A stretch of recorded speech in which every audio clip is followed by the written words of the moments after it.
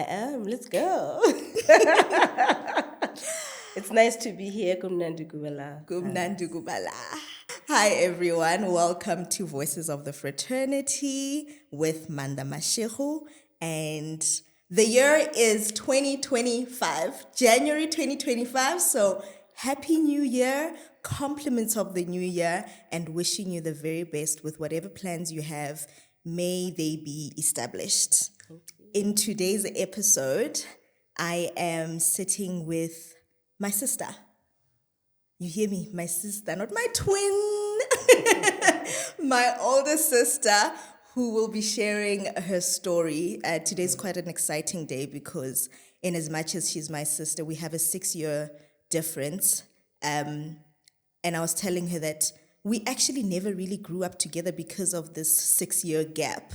At every point where I'm getting into primary, she's leaving primary school. I'm getting into high school, she's already gone. You know, at every significant stage of our lives, we're always just being separated. So in as much as you're going to get to know her, I'll also be getting to know my big sissy.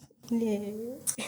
Miss T, how are you? I am well. I am very well. It is hot in sunny South Africa, but it's good to be home. Oh yes, my sister is from the UK. By the way, she stays in the UK, and yeah, she's visiting us for the festive season. Yes, this was recorded in December, and yeah. To start off, I'm going to just ask a easygoing question. In your journey of becoming a chartered accountant, on that note, we are following the stories for the next few weeks. We'll be following the stories of those that have followed the CASA journey, and my sister is one of the first guests. So in your journey, because it has many steps, it's a 7-year journey. Yeah. Obviously, some people take longer. What would you say was the most difficult one? Was it undergrad, post-grad, articles, boards? Like, at what point were you like, this is actually quite tough. Yeah.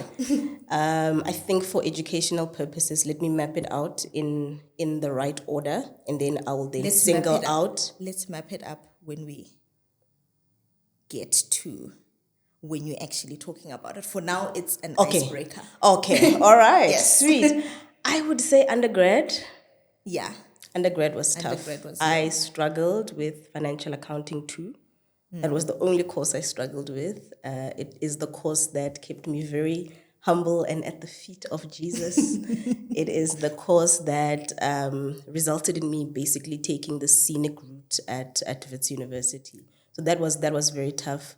Postgraduate, I passed my CTA in record time. I passed my first board, first time around, and then with the final board exam, which is the the APC, that's where I again experienced sort of what I experienced in undergrad. Yeah. Okay. Cool. Now we're taking it back. All right. To you growing up, please tell us about your upbringing. Where you from, the kind of family dynamics that you grew up in, up until, you can tell us your background up until high school. Up until high school. And this is me Yes. telling you, we grew up in the same home. Okay, all right, that's fine. So I grew up in I don't want to say small anymore, I want to say a growing mining town in the Limpopo province called Musina.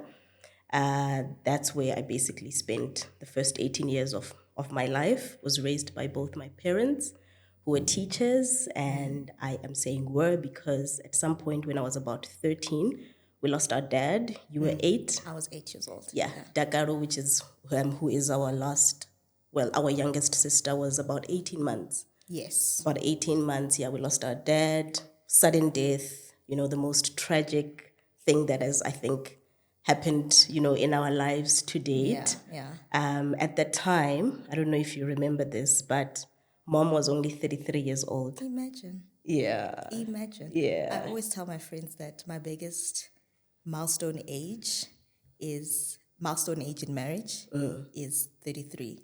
I better not lose my husband.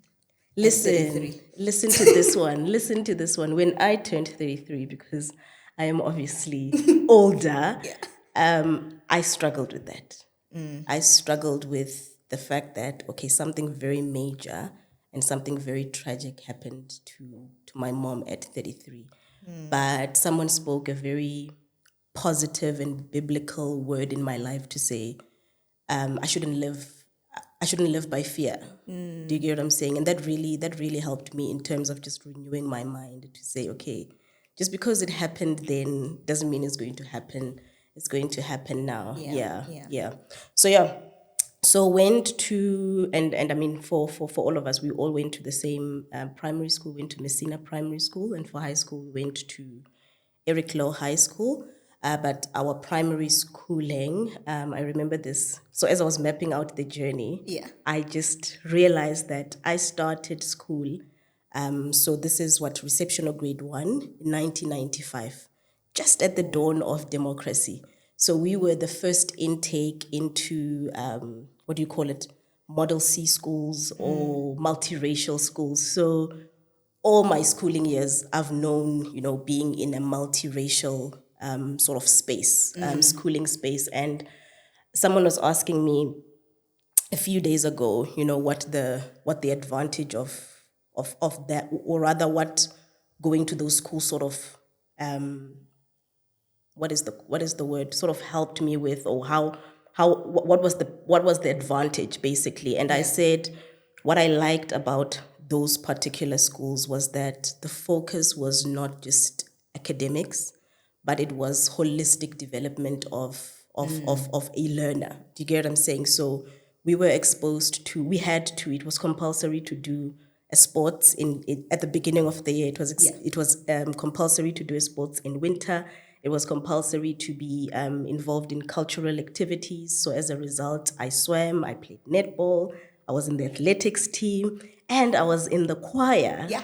My husband still cannot believe that I was in the choir and that I'm a recording artist, but yeah, I was in the choir, and those are just the opportunities that I think, strengthened the whole person instead of just strengthening the academic person. Sure. Yeah. What would you say is a core childhood memory that you have? Core. Okay, so for core, I would say something that was a defining moment was when mom sat me down as her firstborn child. Yeah. It was the year I was turning 16. And she said to me, please, my child, I'm asking you, like I am begging you actually. You are my firstborn child. If you get it wrong, I've lost everyone. Please, if you do these two things for me, I will be satisfied as a parent. She said, first and foremost, please put your head down, go to school, and do well, get good grades, so that you are able to, get into work, right? Which feeds into the second priority, which was becoming financially independent, Yeah. right? You are able to take care of yourself financially, whether there is a partner or not, right? Yes. And she was basically saying all of these things from the point of view that at 33, I was widowed with 3 kids, having to take care of them single-handedly. Do you get what I'm saying? So she mapped it out in such a powerful way to say, if she was not, because she's a teacher, she's now a deputy principal, which I'm so proud of her. I'm so proud of Yes, that gal. yes. So she was like, if she didn't have a job, right, just on the basis of the payout, the life cover payout, and the pension, she would have not managed to at least maintain the quality of life that we lived. Yeah. Right. And for her, definition of quality of life meant that we went to those schools. That was her priority. Yeah. And at the end of the day, when we look back, we all went to the same primary school, Messina, Laar School, Messina, and we all went to her school, Eriklo. Yeah. I think another important thing was exposing us to travel, even if it was traveling from Messina to Polokwane. Yes, going on holiday. Experiencing hotel life. Yes. All of those things at such a young age. Yeah. Yeah. And then you get to high school and it's time to map out Actually, before I even say that, I wanted to drop this comment that that can feel like pressure. Did you feel burdened to be the older sister that sets an example? Because how then Dakaro and I experience it is that I grew up with the pressure of I have to be like my perfect older sister. Oh my word, perfect. Because that's how we view you. Yeah. And it's not just in the home, but the community. They're like, Thendo. Yo, you must be like your sister, you must be like your sister. And Dakaro similarly, she then looks at the both of us and she feels that pressure. But it's interesting to, well, I'd like to know, did you feel that it was pressure or you took it well? No, I didn't feel like it was pressure. And I think, I have to say it's purely the grace of God. Do you get what I'm saying? It's purely the grace of God for me to have been obedient. Sure. Because that was being obedient to a parent, right? And to be willing to say, you know what, I am going to do exactly as I have been asked to do. Even if at this point in time, I don't necessarily see 10 years from today. I don't see 15, 20 years from today. Yeah. You get what I'm saying? But what kept me going or what kept me encouraged was the narrative or messaging in the community that, you know what, the path that you are on, this God path that you are on. Yeah. And that was the differentiator. It wasn't the path of being great academically. No, it's the God path that you are on. Sure. It is a path that will lead to light. Yeah. Oh, love that. And then now you're in high school and it's time to choose your career path. How did that all pan out for you? What was that process like? Okay, so we chose our subjects in grade 9. Yes, for grade 10. For grade 10, right? So my majors were based on strengths, just what I was naturally good at, but also during that time, it was also around which subjects will get you into university and into a good job. So maths and science were non-negotiable, even if they were not like my strongest subjects, but they were going to sit on that Uma Lucy transcript, okay? But then the other two were, I think, quite aligned to my natural strengths, which was accounting and BE, business economics. Yeah, and then later on, then they started calling it funny stuff like EMS and business studies. Something like that, yeah. But how I came to then choosing that I wanted to study accounting sciences was I stumbled across an article. So your mom found this article. I don't remember what it was, whether it was a magazine or it was a newspaper, but it was on the table in the lounge. Yeah. Strategically put there for me to obviously stumble across it. So I read it and I vividly remember the girl was standing like this. Black girl wearing a crisp white shirt. Corporate pose. Yes, listen, corporate girly. She was from the rural areas somewhere in Limpopo. I don't quite recall whereabout.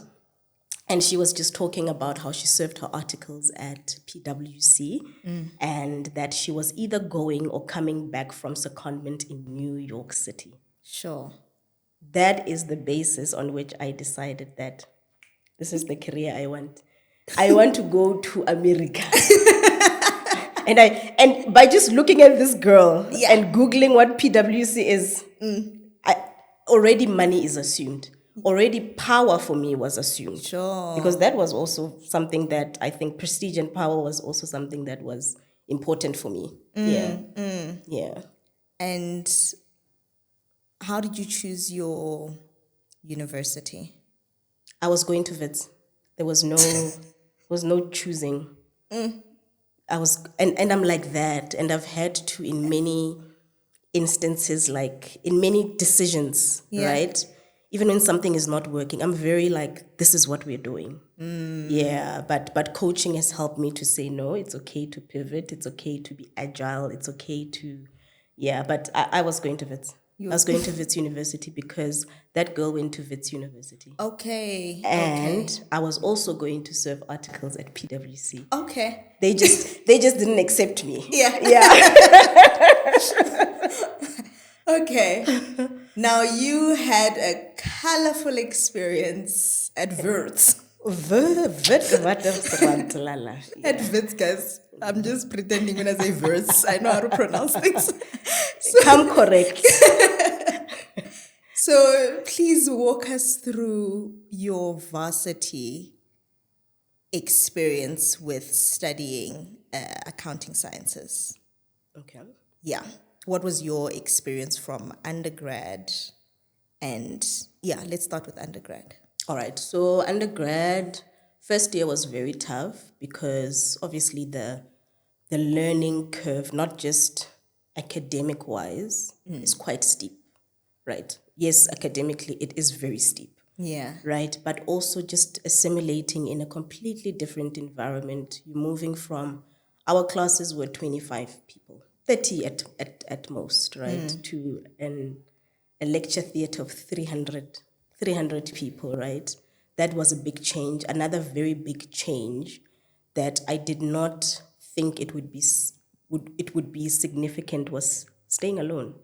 Sure. I shared with someone in res because in Yeah. first year we had to share, and I think it was part of, sort of preparing us to cope with university life. But being away from home was very tough. And I know a lot of kids when they want to go to when they go to university, they think, oh, freedom, yeah, I'm going to be able to do what I want to do when I want to do it. But I think for me that responsibility was just too big.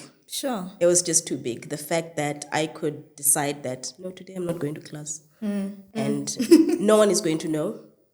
Also, no one is going to ask. Yeah. The responsibility, the onus is on you to make this to basically make, walking down the Great Hall a reality. It's all on you.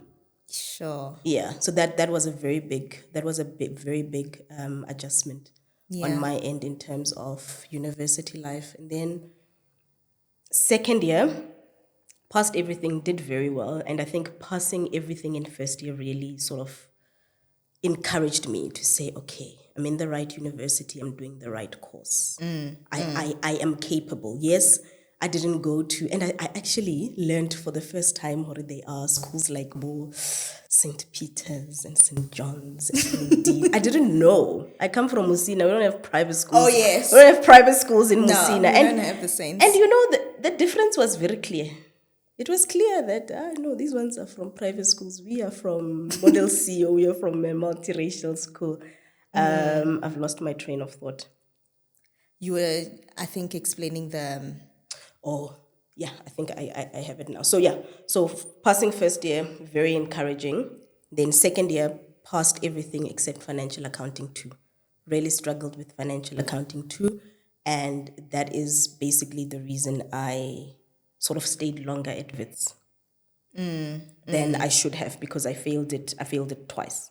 Sure. I failed Even I financial. know FINEC. Yes. If you know, you know. If you know, you know. And I Yeah. remember so well going for consultation with a professor. I won't mention his name. Yeah. And he was just like, sometimes you just need to accept that this is not for you. Sure. Yeah. Yeah. Look at you now. Darling. No, it was a full circle moment when he actually kept me. Yeah. Because he was also part of the graduation ceremony where there's the person who puts on the hood. I think so, or someone who caps you, something like that, yeah.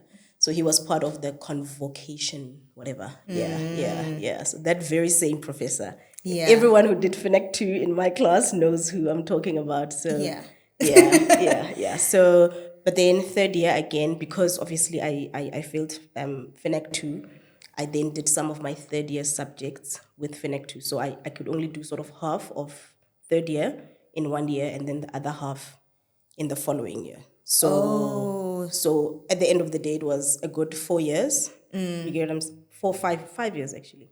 Sure. Yeah, 5 years.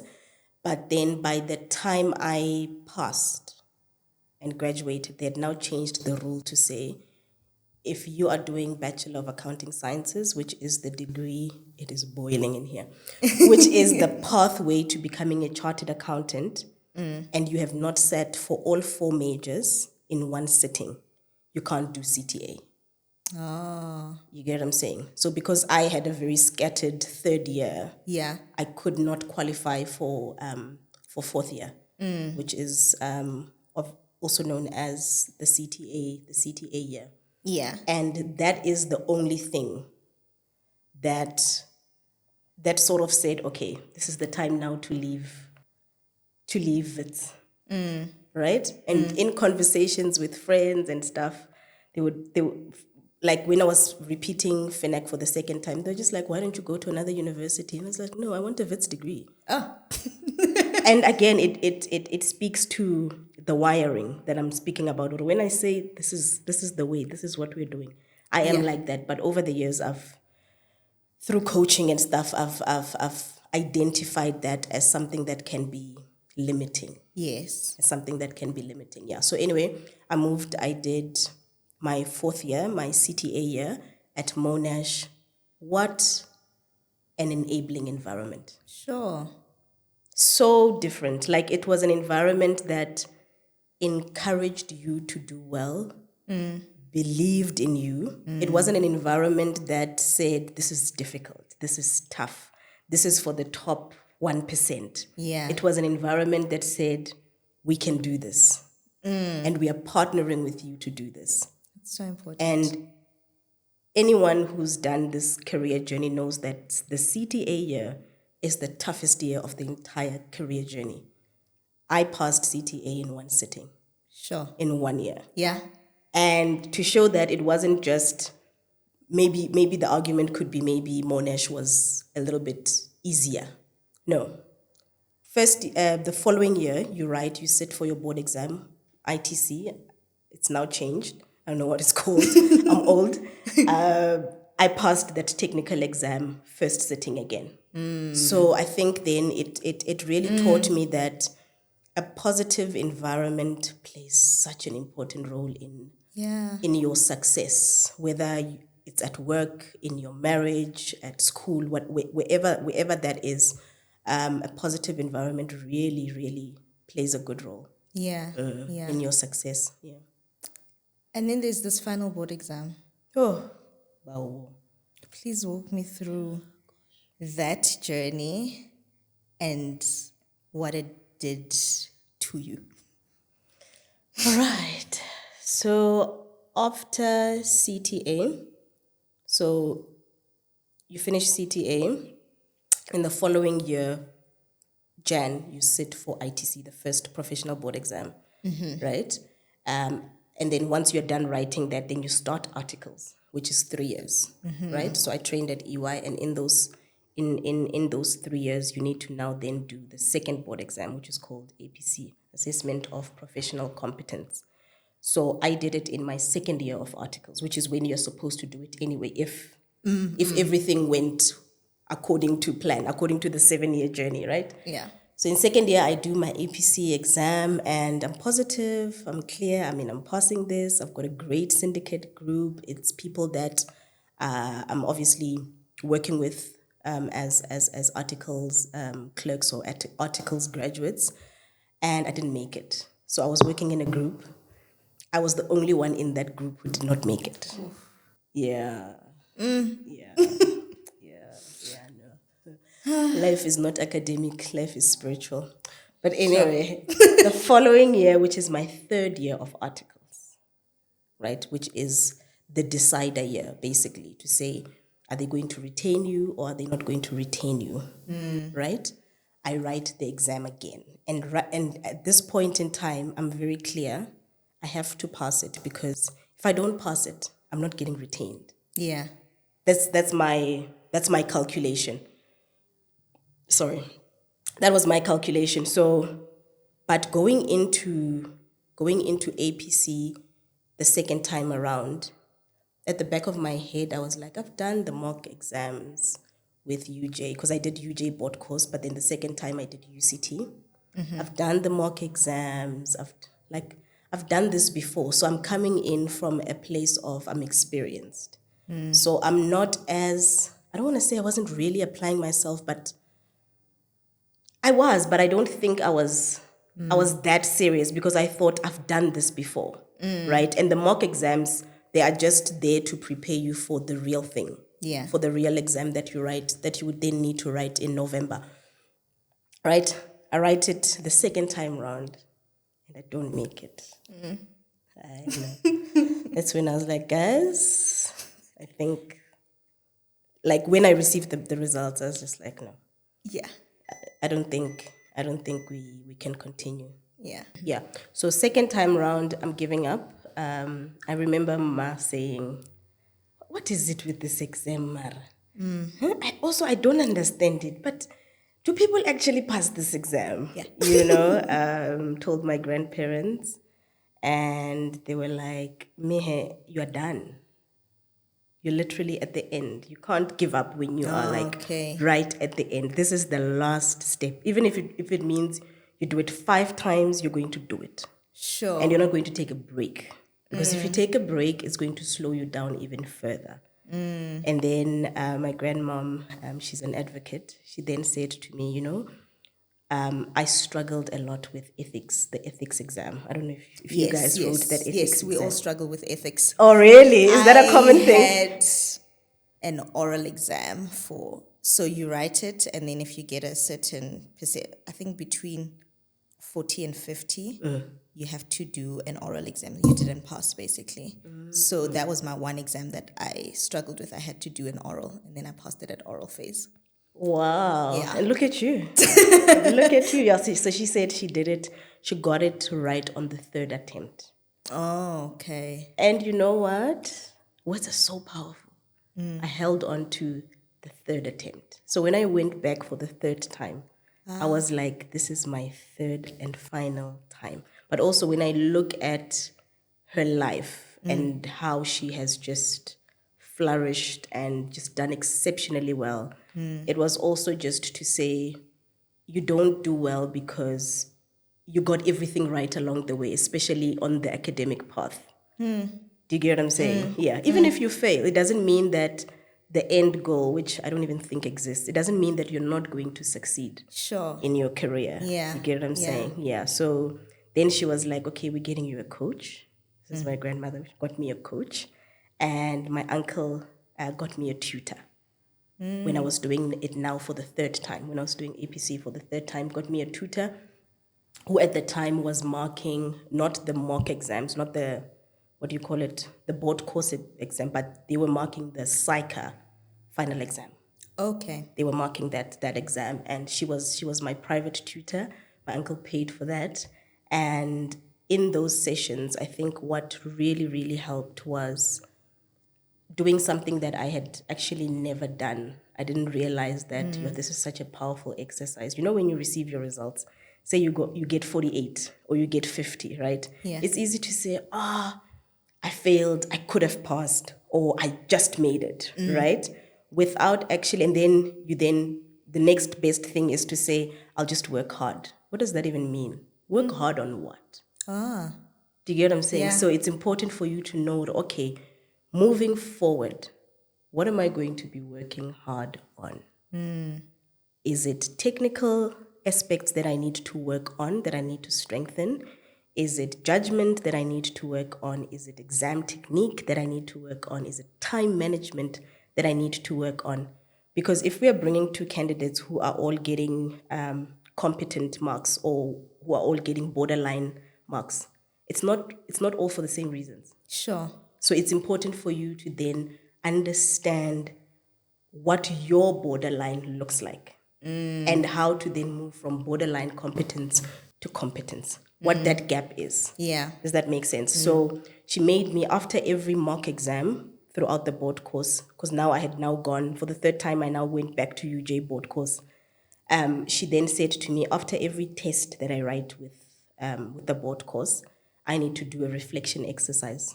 Every question I needed to reread, Yeah. read the question, read my script, and read the solution. And start writing. Question 1, this is where the gaps are. This is where I think I went wrong. This is where I think the gaps are. Sure. Right? Then I would submit it to her, and then she would say, yes, I agree, but also there are these other things. For instance, a very common thing with with my script was that she would say, I know you know the principle, but you're not answering the question from the correct starting point. You are assuming that the person you are speaking to understands.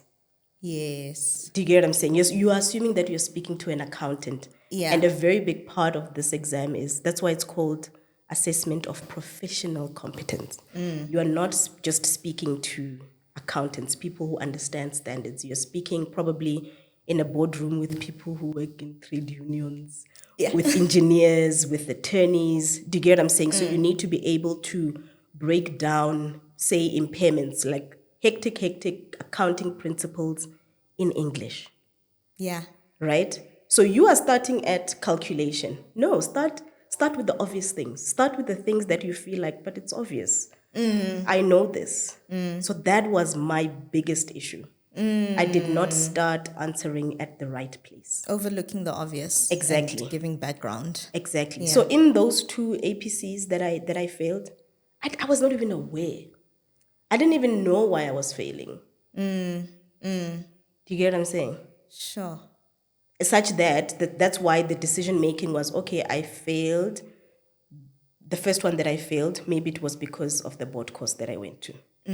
So let me now change. Yeah. That's random. Sorry. That was a random move. Yeah.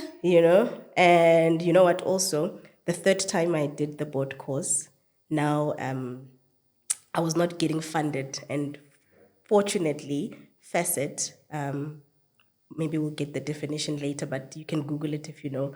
Facet actually funded it because they basically fund Black women who are wanting to become chartered accountants. I think it's a financial services CETA.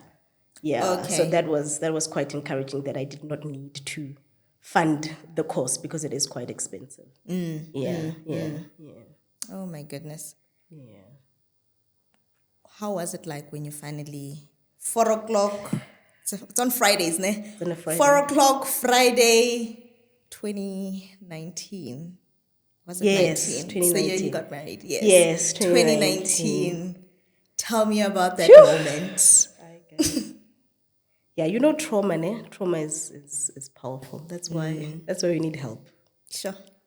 The day I went to write, no one in the house knew I was going to write.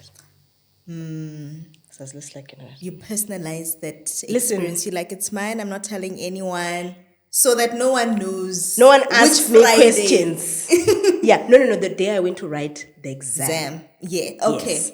Also, the day that I got the results. Obviously, my husband knew at the time. He was my boyfriend, well, fiance. Yeah. And he's a CA, so he knows, like, he's the one who will look for the results. Actually, I won't even have the capacity to look online for the exams. But the day that the results came out, so at EY and actually across the firms, it's a big thing. It's such a big deal. It's such a special day that we get the day off, and then they book. At the time, they had booked out a restaurant. I don't quite remember where, for us to go drinking and eating and just, sort of like psyching yourself up for 4:00 when 4:00. Oh, okay, when 4:00 so hits. before 4:00, you guys are at this lunch. Yes, mingling and those Okay. that drink are drinking. So I didn't go there. Like, no thanks. I was like, I'm not doing that because on 2 occasions, I have received the "we regret." And on those 2 occasions, were you attending those lunches? No. Okay. No. At no point were you at those gatherings? No. At no point was I at those gatherings.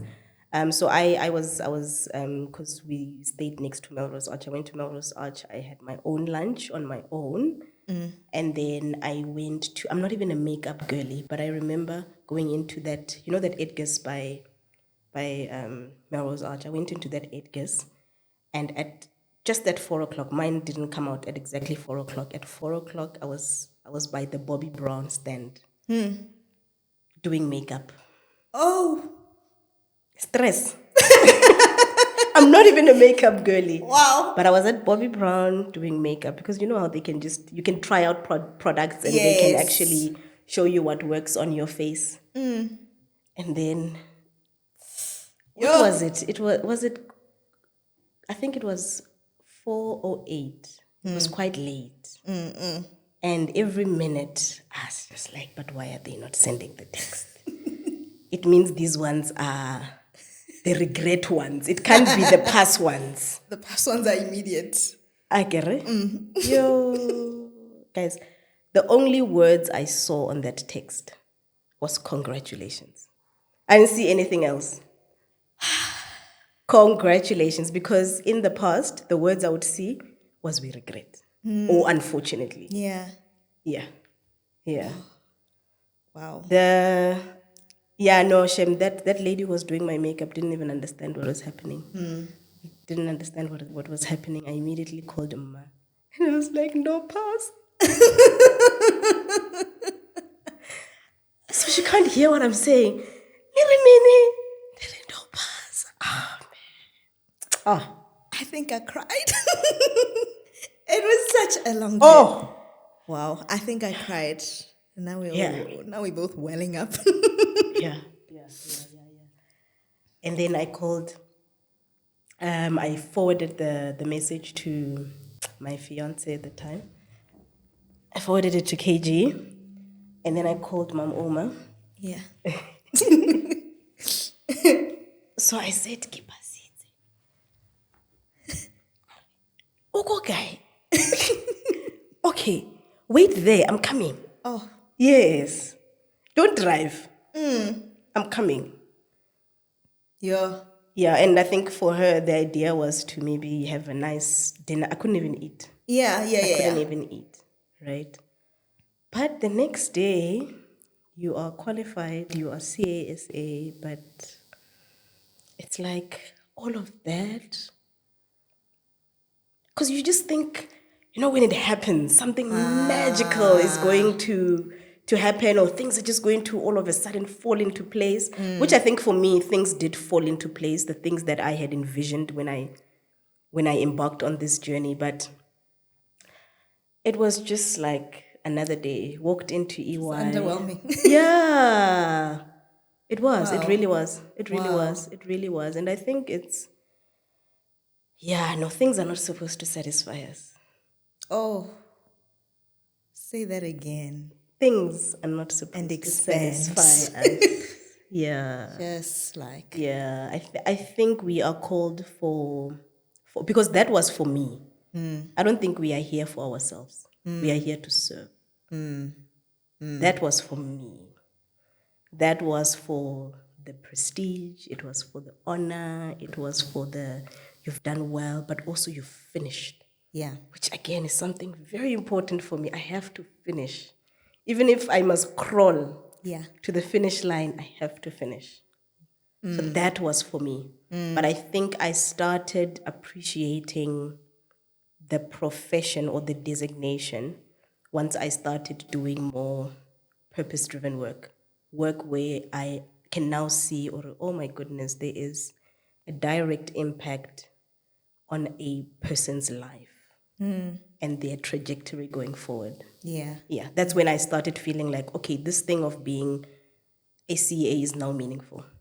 But when the certificate comes, and it's massive, it's beautiful, it's amazing, and I actually feel like Saika must do a graduation for us, man. They mustn't just send us certificates. Yeah. Yeah. You walk across the stage. Definitely. No, you guys go through a lot. Mommy was like, my grandmother was like, I want a graduation, so go fedile. Yeah, just like that. Who fedile? Hey. Oh, after such a long journey. Yeah.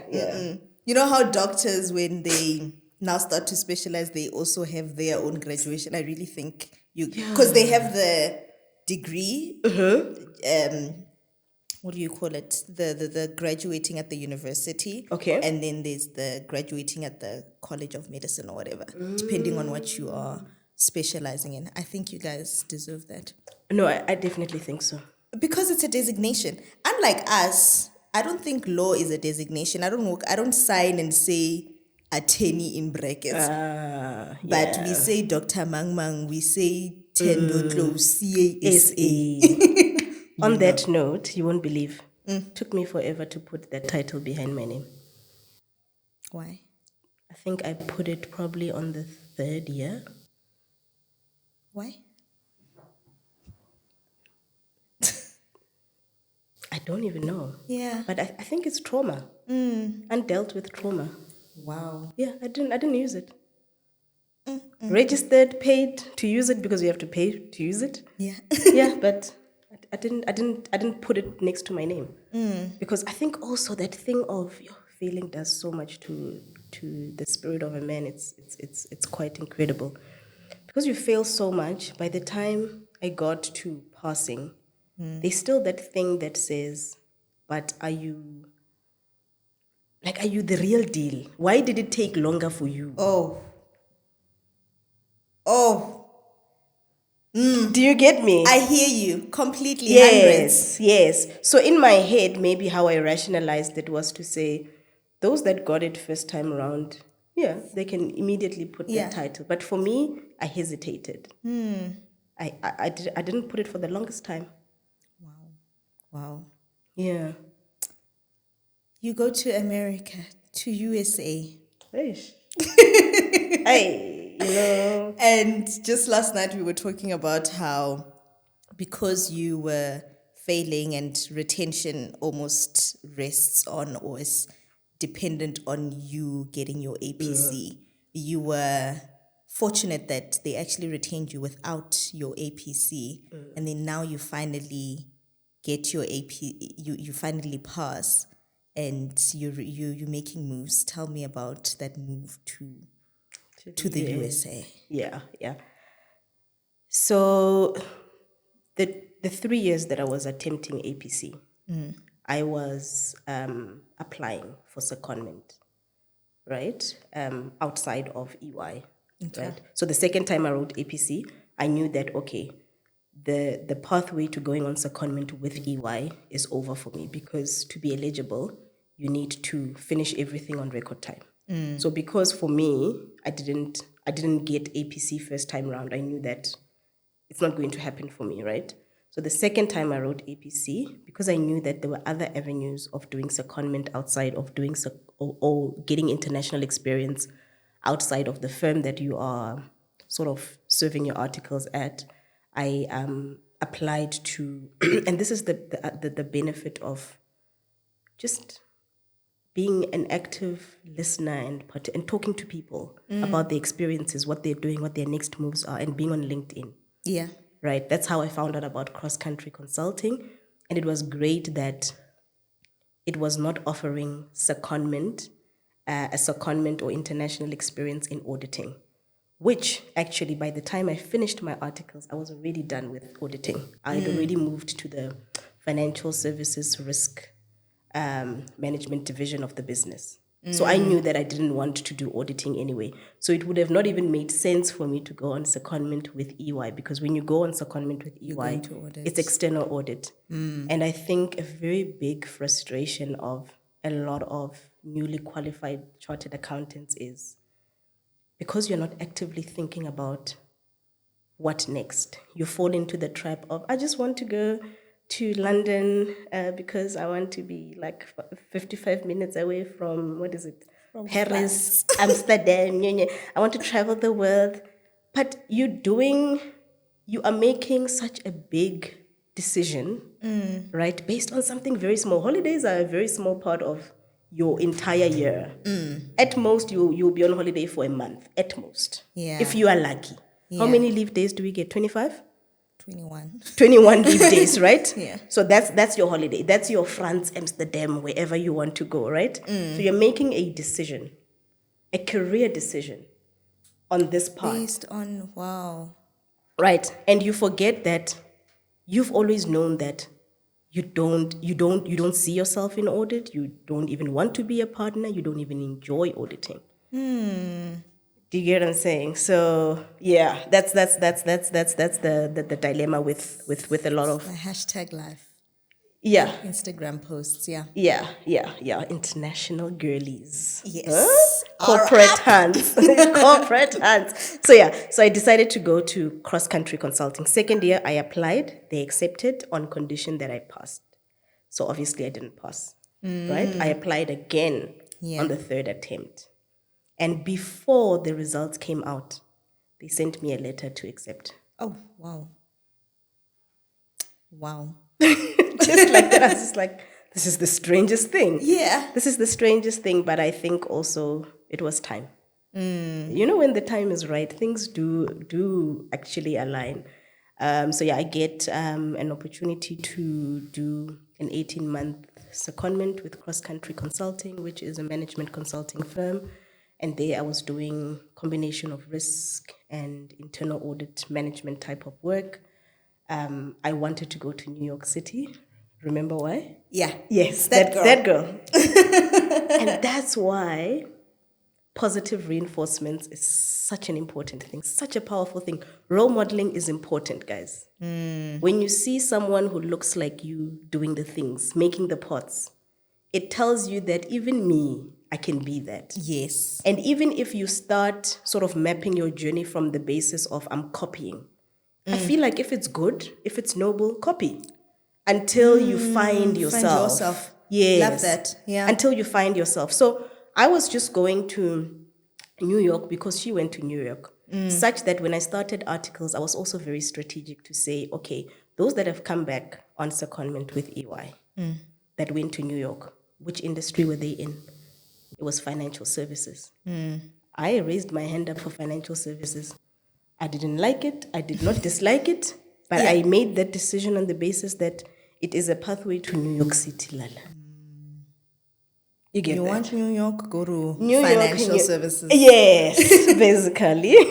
And you want what insurance? You go to Boston. Okay. Yes. But I ended up in San Francisco, California. Silicon Valley, the hub of all things startups. And this is where... It's so big. Yeah. That's really big. Amazing. Yeah. Amazing. But when I was there, I didn't think it was a big deal. Again, it was the motions of, this is part of the package of being a CA. You're not done until you've done this part. Sure. You get me? So because San Francisco is, like I said, the hub of all things startups, I think that is sort of the first time I sort of started to think, oh my word, like I can go into business. I can be an entrepreneur. When, I don't know. But it's a thought because I'm seeing a lot of young people, you know, doing like seriously dynamic things. You know, I would go to your Googles and they would have like master classes and people would be pitching their business ideas and stuff, tech stuff. I'm not a techie person, but it was just a great environment to be in, to see that people are thinking outside of themselves, thinking about what are the problems in this world. There are many problems. Yeah. But which one do I want to solve? Right? I already knew the problem I wanted to solve, right, which is financial literacy, financial education, because, again, I'd worked in financial services. Meanwhile, I thought I was doing financial services because of New York, but purpose, right? God also orders our steps. Yeah. Right, to align with where He is taking us and to align with, you know, the purpose that He has for our lives. So worked for a year in San Francisco. No. San Francisco, I was there for 4 months. Sorry, I was there for 4 months. Okay. Yeah, I was in San Francisco for 4 months. And a month into one of my assignments, I wasn't auditing, I was doing a risk project for Philips, which was based in Shanghai. Already I was being seconded to Shanghai. I remember. You remember that? You remember that? I Now just that remember was a boss of you move. having a bowl of what ramen. Oh yes, ramen. That watery Yes, yeah. soup. Different, very different. Yeah. Very different. That, I think, is the thing that made me sort of believe that, okay, I deserve to be in the room. When they said, okay, you go. The senior manager and you are going, because it was just the two of us that went to Shanghai, China. Yeah. Wow. Yeah, that is the thing that said, okay, because when you start in a different market, because you're not in a familiar space, you don't work with people that look like you, that who you went to school with or whatever, you sort of struggle with, do I belong? Am I good enough? Is Yeah. this qualification worthy? You know? And I want to say it is. CASA is. No, Yeah. blind. Don't ever underestimate. We are the best. Yeah. No, we are the best. No, go Let and it be read. known. Go and read. You know, go and read. Were we not the best last year in auditing or something? Yeah. So we are really capable. We are competent, but it doesn't take away the fact that you do sometimes feel like, because of experiences, lived experiences, feel like, yo, do I deserve to be here? Can I actually deliver? And the Shanghai trip was the thing that said, yes, ma'am. You can. Yeah. When your boss reviews your work, they feel like, okay, you deserve. Yeah. You deserve, and you can go. Yeah. So anyway, that was 4 months. Then the rest of the year. So I went in May.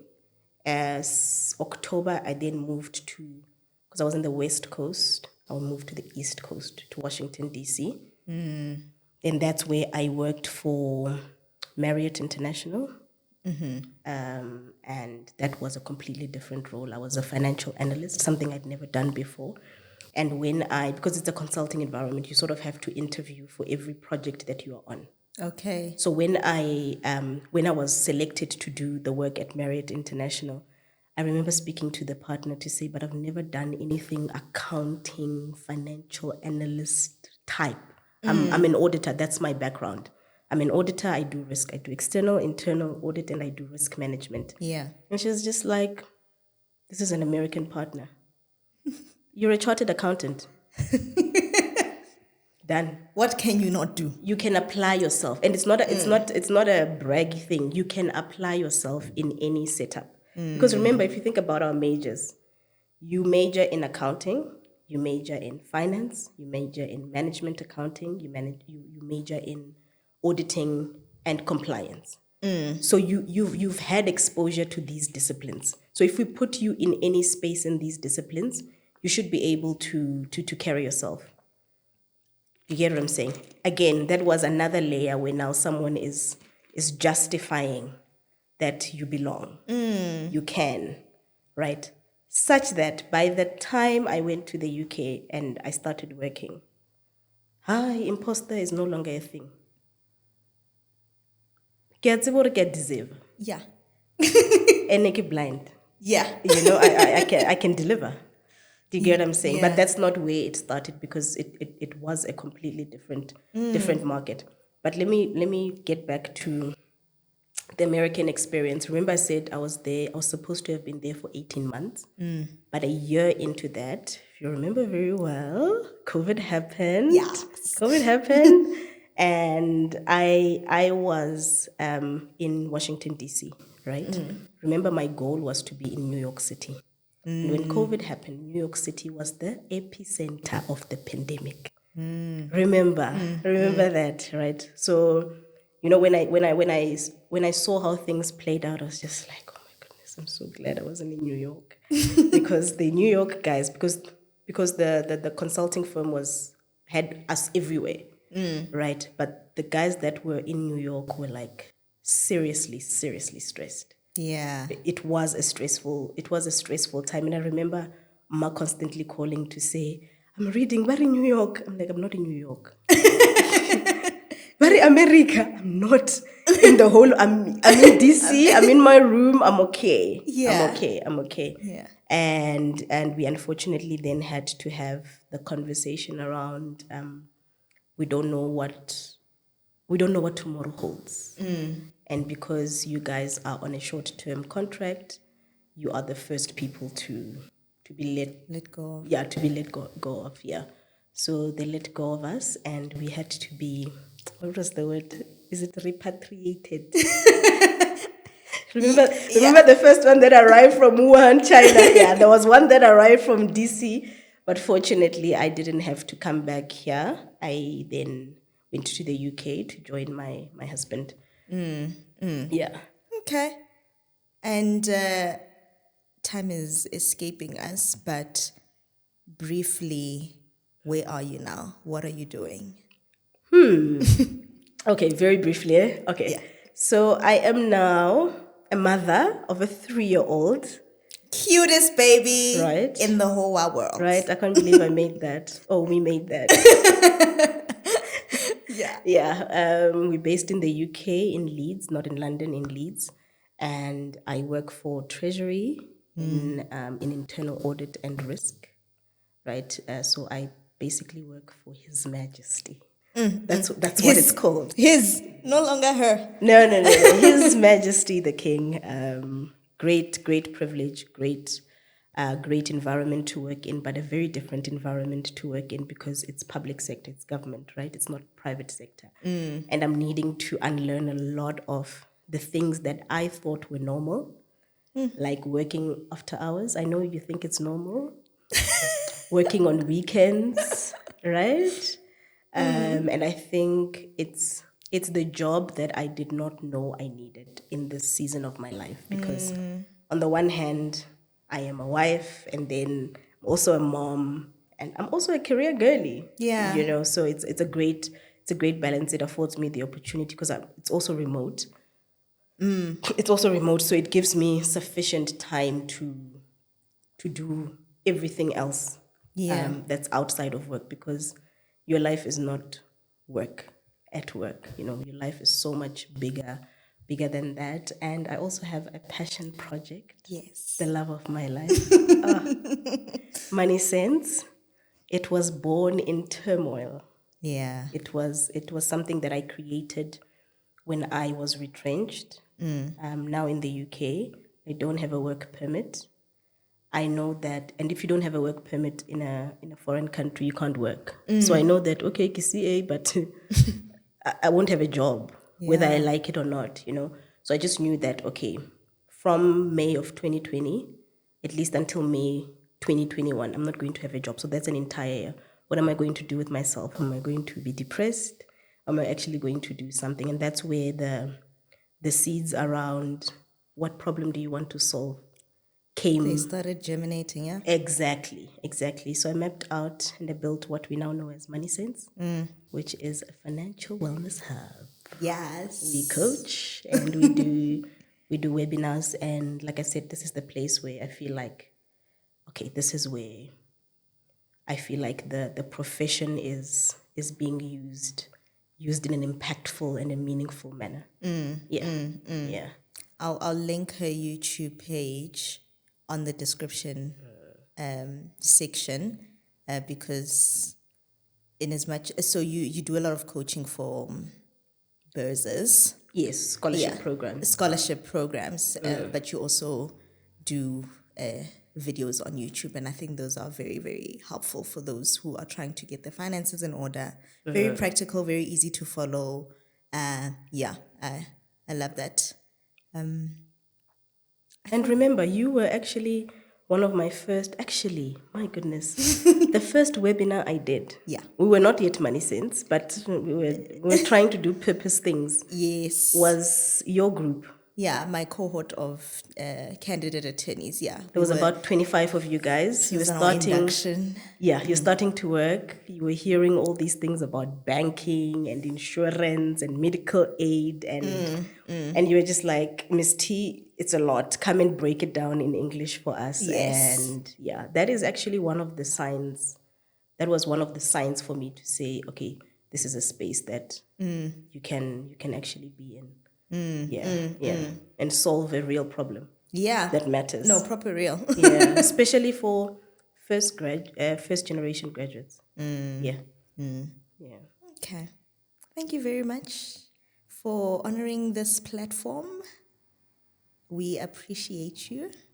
And I believe your story is, wow, I can't wait for the world to hear it. And I hope you guys receive it well, and that there are certain things that you take home with you and you are able to apply in your life, that her story is able to inspire you to get up if you're down, and inspire you to continue if you're thinking of giving up. From myself, Manda Mashihu, we are out. Don't forget to like, comment, and subscribe to our YouTube platform. to our YouTube channel. And we are available on Spotify, and we're also available on Apple Podcasts. So we everywhere. In your car, in your home, we are there. Invite us, please. Yes.